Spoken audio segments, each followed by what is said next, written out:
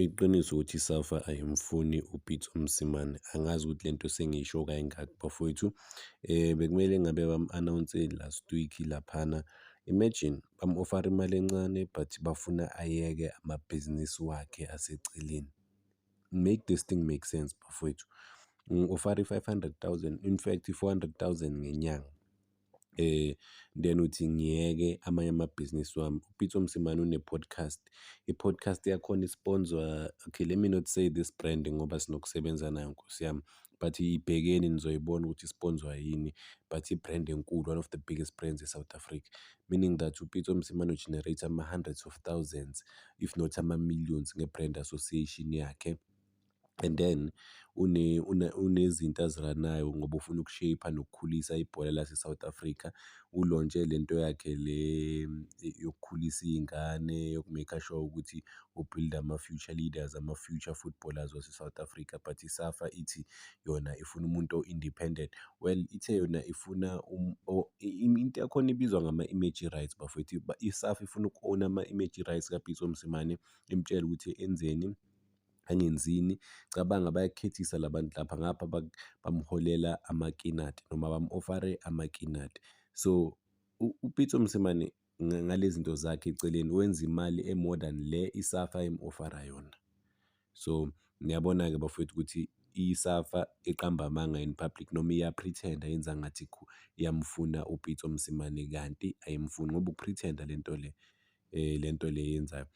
But-ke the saddest thing, okay, maybe uPitso Mosimane uzoyivuma i-deal ye-SAFA, asazi sobona because bazama ukum-manipulate-a bathi kuye he must do it for the nation, this thing is bigger than yena. Maybe nabanye abangani bakhe bama-politician ngisho ngasho igama le-party, but niyabazi abantu, okay, I'm not really, let me retract lento le statement, ngingasho ukuthi abangani bakhe but abantu aba-close naye enginokubabona labantu laba nobaba ulona uPitso Mosimane.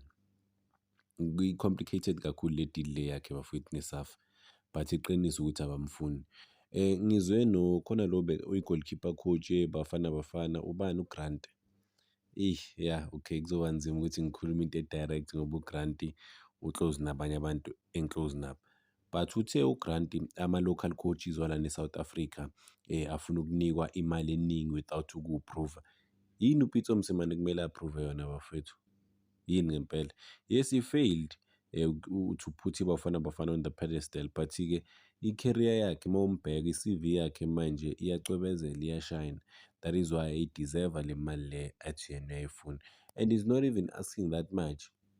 Ufuna ukuthi ba-match-e at least i-salary ka-Hugo Broos, which is imali e-less than le mali le vele bekayithola kwamanye ama-teams, lawa ama-team lawa bekawa-coach, or i-close to le mali le bekayithola kwamanye ama-team. For example, ku-Al Ahly wenza imali e-serious kakhulu, then kune-deal yase-Saudi la yenza imali e-serious, kune-deal yase-Iran la yenza imali e-serious, but i-deal yakhe le yase-Iran ise-court manje because ukweleta abantu ama-millions, but asikho kuleyo nto leyo kwamanje.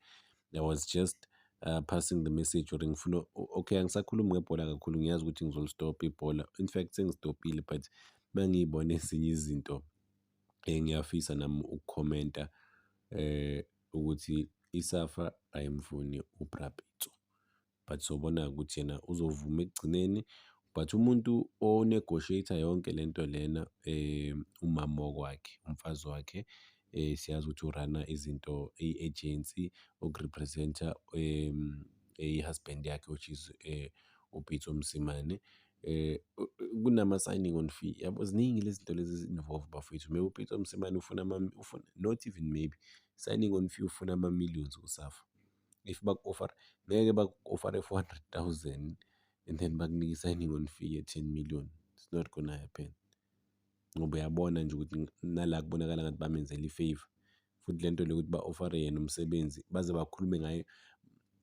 Ngayibona lento isaqala ekuqaleni, i-SAFA yathi angazi beku-apply abantu aba-over 70 or aba-over 80 for umsebenzi noPitso bakhipha yena kuphela in public, but noPitso Mosimane ukhona. Yaqala lapho lento le yokumanipulate i-public, benze ngathi vele wuye umuntu abamfunayo kanti bayazi ukuthi bazomdelela even naku-offer. Ngicela ukuzibamba lana.